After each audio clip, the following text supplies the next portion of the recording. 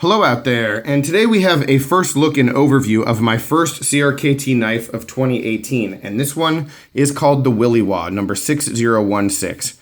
And I did purchase this knife from Blade HQ, and just really quickly I want to talk about that because I did something with this order that I'd never done before when buying from Blade HQ, and that is I requested a drawing in the notes of the purchase.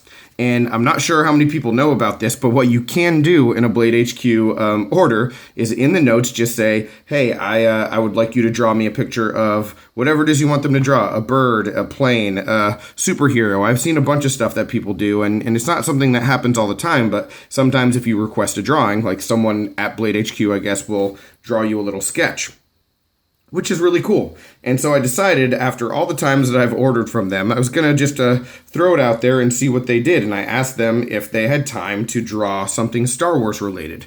And this is what they sent me. How cool is that? Right on the box. So part of the packaging. I immediately knew it was from Blade HQ and I saw it. How cool. You know, a nice Boba Fett. And definitely a little bit of talent there to be able to do that so clean and so quickly. So definitely adds to the customer service experience from Blade HQ. Much appreciation for them. But anyway, back to the knife and this first CRKT of 2018 for me. And the Williwaw is one that jumped out at me when I saw CRKT just releasing a bunch of their new knives at once. It looked a little bit different, but it also looked like it was in my size range and was one that I would definitely want to check out because this is a manual flipper as well. And so there are a lot of really good qualities here and a couple things that I don't like so much. But overall, I think that this knife gets me pretty excited for the rest of what CRKT is doing. And yeah, and it's definitely a good way to kick off the new year. So let's get into the specs and the details and we'll talk about all that and why I feel that way. So setting the knife up on the board here, you can see we have right around a 3-inch cutting edge of 8CR13 MOV. That is our blade steel, pretty standard when it comes to the Chinese CRKTs. No surprises there. It has a nice satin finish. Really good looking and unique blade shape here, you know, so a lot of belly and the grind, the hollow grind here is actually like visible, which, you know, on a lot of knives you can't really tell sometimes from a distance, but just the way that the flats are and how steep the grind is and the rest of the shape, I mean, it definitely adds to the unique look of the blade. So very good looking, I think, unique looking, and also functional. You know, we've got a nice belly. It comes up to a pretty profound tip here as well, and then a slight recurve that will be a really good for some of those, you know, those slicing cuts and deeper cuts. So yeah, overall impressed with the blade as a whole. The weight of the knife is a little bit high. And like I said, stainless steel frame lock, so it is sort of to be expected, but for the size, this does come in at a pretty hefty 4.72 ounces, 4.73 ounces, depending on when I weigh it. So the ergos are going to be pretty solid on it so that the weight doesn't really hamper you too much in use. But yeah, I mean, looking on the inside of the knife, you can see there's no milling, not even really an attempt to cut any of that weight. So just two big slabs of stainless steel that really create that 4.72 ounces. All right, and then moving back from the blade, what we have is some pretty nice and functional jimping. Not a lot of it, but it's enough to get your thumb locked in. It's not sharp, but it is really good and helpful for grip. And, you know, sometimes it's surprising when you see it on the budget knives to get jimping that's actually functional. So even though it's just a little bit of it, that's definitely appreciated. And then moving back, let's take a closer look at the inside of the frame. It is an open frame construction, which is cool. And then these like standoffs, these pillars are actually like ball shaped, which gives it a little bit more of a unique look. You know, just a lot of unique visual aspects of this knife. And that's certainly something that I haven't seen before. And yeah, I mean, it works. It's a little bit of a flare and gives the knife its own distinct feel. So I like that. And yeah, also I do like the design on the frame as well. It isn't grippy, you know, it is pretty smooth. It's exactly what you would expect, you know, when you're looking at this knife. If you have experience with other knives that look like this and you think, oh, it's going to feel just like that, it does. You know, it's pretty smooth, no real traction to get out of this, so a little bit on the slick side. But ergonomically, it actually isn't too bad. because that jimping really helps. And for me, at least with my hands, it locks in pretty nicely. What I will say is when I first took this knife out of the box, I was really impressed with the ergos. I mean, really impressed with it.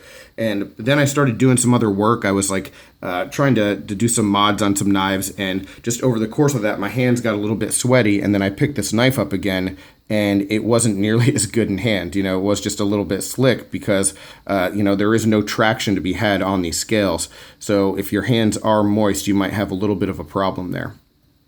One other thing, you know, there is a sharpening choil, but there's not a forward choil for your finger, but you can, and I think I'd feel comfortable choking up a little bit and using this in just like a fine detail situation.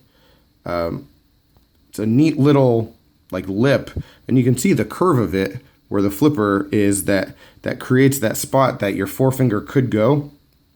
And that actually will work out pretty well in use. So there is that. Certainly not something I would recommend for any like heavy kind of task, but like I said, something like lighter duty or fine detail, you know, getting that choke up should be pretty safe, and you wouldn't have to worry too much about your finger slipping.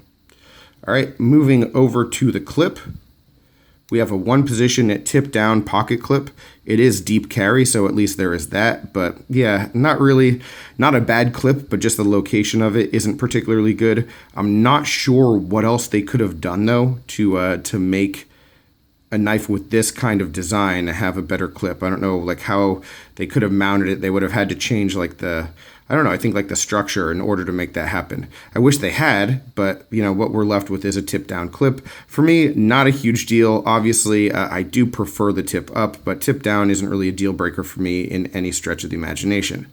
All right, now let's talk about function though. Function is where this knife is awesome. The way this knife opens, closes, locks up. You can see centering is just slightly off to the side, but the action on this is superb. We have IKBS ball bearings, really nice and snappy.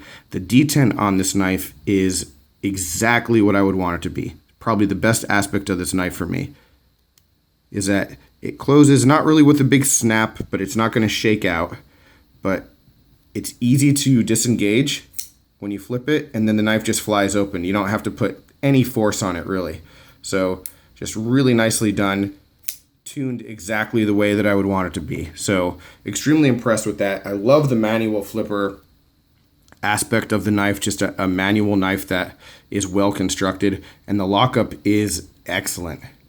And I said last year a couple times that CRKT has really like found their bread and butter with the stainless steel frame lock. And I'm going to say that here too. I mean, I think that this knife, though, you know, it doesn't look simple, you know, the basics of it are very simple. There's not a lot to it. You know, the visuals, like I said, sort of jump out, but the construction is simple and it works. It's going to be a really cool EDC, a nice like conversation piece, almost a gents carry too, even though it does have that extra weight that maybe you don't want, but also just a good user EDC, a good everyday knife for a person who wants a unique looking everyday carry knife. For someone who has a big collection, maybe you don't need this knife. But like I said, if you're looking for just a good EDC, it's going to get the job done, be a little bit different, this is a good option. It comes in at $40, which a lot of people, and myself included sometimes, for the steel, I'm not going to feel too good about. You know, $40 for 8CR13 MOV is not always the best. There are some companies that have more expensive 8CR knives, plenty of companies that have cheaper ones.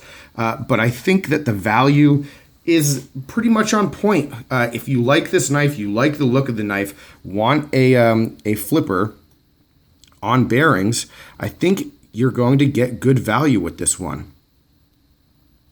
It is one, like I said at the very beginning, that gets me excited for the rest of 2018 from CRKT. One that maybe I wouldn't normally pick up, but just the look of it and how unique it seemed drew me to the knife. And yeah, now I want to see what else they have going on. I want to pick up more CRKTs and see what they can do this year and see how good we're going to get it from them. So yeah, overall, just really raises my excitement level and expectations for the rest of 2018. Let me bring in a couple size comparison knives. I didn't do that at the beginning. So here is a Kaiser Dukes. What else do I have right here? I have the the Spyderco Lil Native. I have a Benchmade mini grip that is in repair. Yeah, so you can see just a little bit longer overall than the mini grip, just in terms of the actual frame. So yeah, looking at it again, might not have a lot of room if you have like medium to large hands. My hands it works out just fine with. All right, guys. So that is really it. That is the new Williwaw. Definitely might be following up if I see anything else in terms of using the knife over the long term. But any questions, comments, complaints, suggestions, as always, let me know down below. Let me know what your thoughts are. Have you seen CRKT's lines for the year? What new models are you interested in? What are you going to get? How do you feel about the pricing of this knife? That's definitely a hot topic as well. All right, but thanks for watching. Take care, and I will talk with you soon. Have a good one.